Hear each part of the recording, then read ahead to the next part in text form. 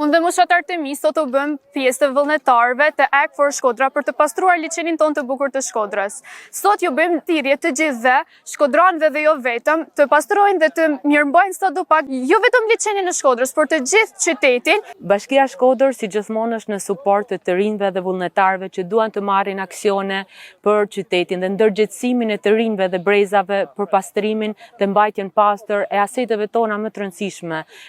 natyrore si liçeni i Shkodrës.